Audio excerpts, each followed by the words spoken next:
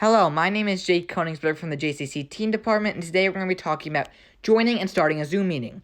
The first method is clicking a link that is sent to you through iMessage, and then you can do join with video, join without video, and it takes a few minutes to join. And once you join, you can do whatever you need to do, and you can talk to whoever you need to talk to. Once you are done with the Zoom meeting, though, you can click leave and leave the meeting to leave. Now, another method to join a Zoom meeting is to do it manually. You need someone to send you through a messaging software the username and password of the Zoom meeting, the meeting ID. And once you type that in, the meeting ID, you're going to press join. Then there's a pop-up for the password, which also needs to be sent to you. Once you type the password, you can press continue and join. And as again, you can choose video without video, and it'll take a few minutes to join.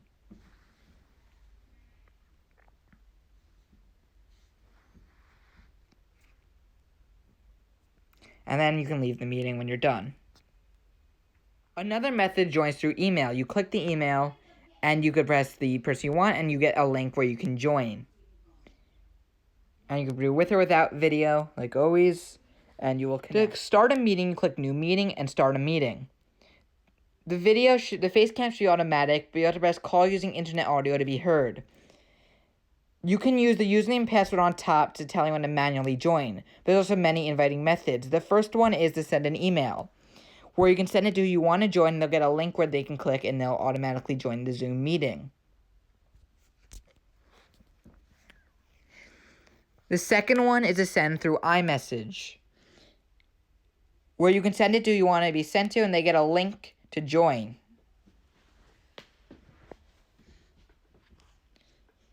The third one is to invite a contact with someone that you talked to in Zoom, where you can just invite them by typing their name here.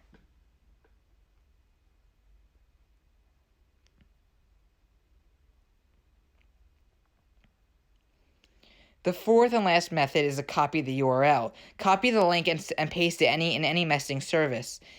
Here is iMessage where it's done.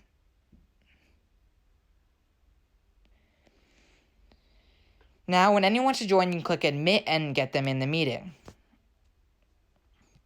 To end the meeting, click End, where you get two options, Leave Meeting and End Meeting. Leaving the meeting will just let you leave. Ending the meeting will end the meeting for everyone. Hi, my name is Max. I am part of the JCC Teen Youth Program, and today I'm going to be teaching you the very basics of how to use the program Zoom. So to start, I'm going to teach you how to mute and unmute. So what this does is when you are muted, nobody can hear anything that you say or any noise that comes from your video. So to do that, I just pointed to the button. It's in the bottom left. It's a microphone. When you click that, it turns red, and that shows you that it's unmuted. And then if you want to undo that, you just click it again, it turns white, and then you are no longer muted. The next thing I'm going to show you is the stop and start video button. It is right next to the mute button. It is a little camera, and when you press it, it also turns red. And what it does is it shows your profile picture. Now, my profile picture just happens to be a white screen. If it's a picture of you, then a picture of you will come up, and nobody, including you, will see anything on your screen. Now, to undo that, you just click Start Video again, and there it's me. Hi again. Next, I'm going to show you how to turn on and off the volume. So as I just pointed, it's the top left button. When you click it, it turns into a little X, and that means that you cannot hear anything coming out of that voice call. Now to undo that, you simply click it again. I'm going to point to it again. You click it again, and then the X turns into the little bars. Next, I'm going to show you how to flip the camera. So I just pointed to the button. It's right next to the volume button, and what that does is that shows you broadcast view. It shows you and everyone else what the other side of your screen is seeing. If you press it again, it goes back to selfie mode, and you see, let's say, me. Hi, it's Max again from the JCC Teen Youth Program. Today, I'm going to be teaching you a new skill on when using Zoom to call your friends and family, and that skill is the participants button. So I'm about to point to it. It's at the bottom. It's second all the way to the right, and it's two little people outlines. So when you click it, you get this screen. So now on the screen, you could see it tells you a list of everybody that is in the call, and this call happens to just be me. So it says my name, who I am, I'm a host, and then it also tells me that that's me, and then on the right it shows a little microphone and a little camera icon. So first what I'm going to show you is what happens when you click the bottom left button, which is a little button that says chat. So what it does is it opens up this, it's one of two ways to open up this chat tab. And what you can do in the chat tab is you can send a message to specific people or to everybody. So as you can see, I'm sending a message to everybody. How is everybody doing? And everybody's going to get that. Next, what I'm going to show you how to do is what happens when you press this little bell on top. You get a little thing that says mute notifications. So what this means is that when your notifications are unmuted, anytime that somebody texts something in the chat, you get a little ding. And when your notifications are muted, you don't get a little ding. And just to unmute it, you just click that again. So to get out of this chat tab, you're going to click close in the top left corner. And then you go back to the participant screen. Next, what I'm going to show you how to do it is what happens when you press the button right next to the chat. So second to the right on the bottom. It's the invite button. And so this gives you 4 ways to invite people on to the Zoom call. So first, you can send them an email. Now this sends them a link to the Zoom call through their email. The same thing happens if you press the bottom one, but through a message. You can go through your contacts and invite them like that, or you can just copy the URL, the link to the Zoom call, and paste it in anything that you want to show your friends or your family. So next, going to the right, you have your host functions. Now these are functions that only the person that starts the Zoom call can do. So first you have the mute all button. And so when the host press this, they get a little tab that says all and new participants will be muted. So now what this means is that when the host press this, it mutes everybody. And then there's a little checkbox, if you could see, under the main title, and this says allow participants to unmute themselves. When this is checked, the participants can unmute themselves and mute themselves as they pleased. When it is not, if the host mutes them, then they cannot unmute themselves. And to undo that, you just press the button all the way on the bottom right, the unmute all button. It doesn't show you any screens, but if you press it once, then everybody's going to be unmuted. Now to close the participant screen, you just press the top left, and that is it for today. Hello everybody, it's me, Max Lerner again from the JCC Teen Youth Department, and today I'll be teaching you even more depth on how to use the intricacies of Zoom when talking to your family and friends. So today, the topic and the focus is going to be these 3 dots in the bottom right, this little More tab. So when you click it, several options come up to do a multitude of different tasks. So at the top, you have 2 emoticons. You have a clapping emoji and you have a thumbs up emoji. When you click one of them, it appears on your screen, and everybody else that is on the voice call or the Zoom call can see that you use that emoticon. So the same thing happens with the thumbs up, and they all go away after a while. Next is, right under that is chat. So just like we saw in an earlier video, this is just another way to open up this chat tab. So again, you can use this chat tab to type a message to anybody or everybody in the Zoom call. So you can say something like, stay safe.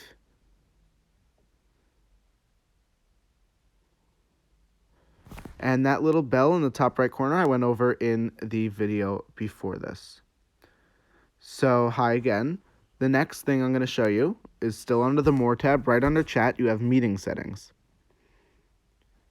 So what this is a list of settings that I will go over in another video that all have a very specific purpose. Again, I'll go over that in another video.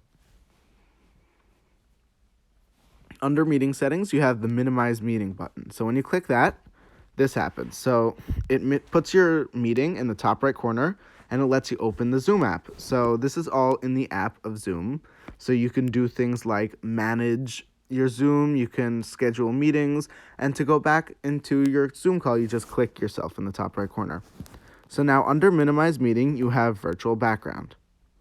So what virtual background does is this allows you to put a background or a backdrop behind yourself. So it gives you one standard one, which is the Golden Gate Bridge. So if you click that, as you can see, it can make it look like you're behind the Golden Gate Bridge.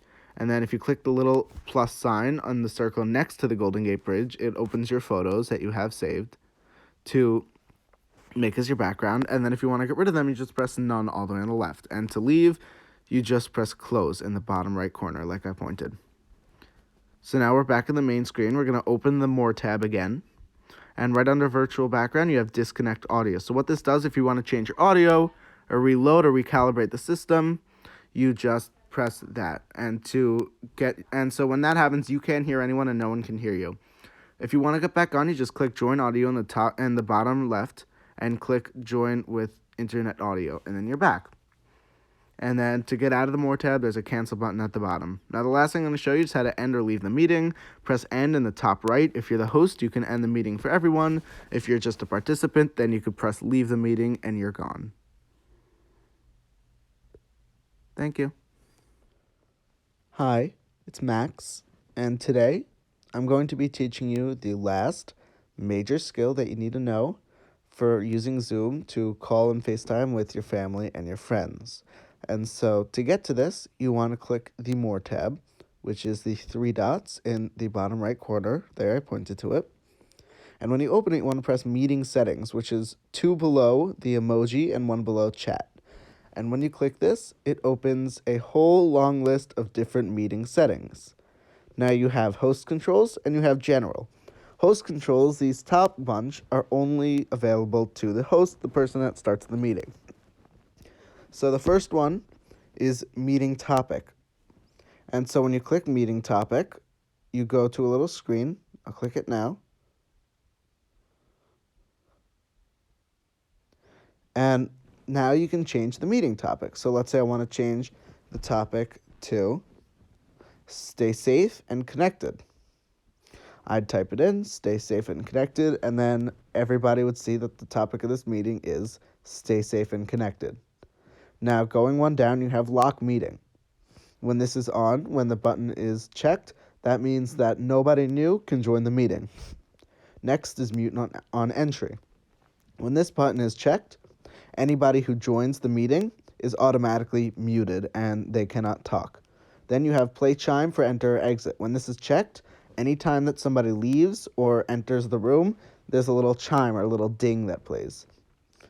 Then going down one, you have the put participants in waiting room on entry. So what this does is whenever somebody tries to join, it puts them in a waiting room and it alerts the host that somebody's trying to join. And then the host can either accept them and let them in or reject them and not let them in. Then one down, you have allow participants to chat with. And so the host can control who everybody's allowed to chat with. So you press that, and here you have a little list of who everybody's allowed to talk with. Then, after going one down, you have allow participants to rename. When this is checked, participants can change their names in the middle of a meeting.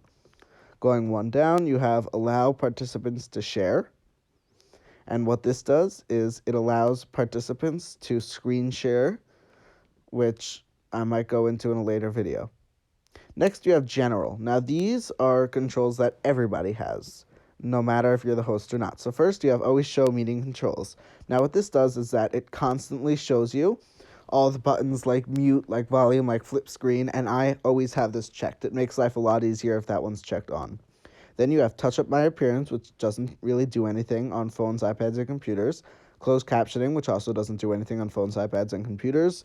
And then you have show participants name or show name when participants join. When this is checked, it just shows the name of it shows everybody your name when you join.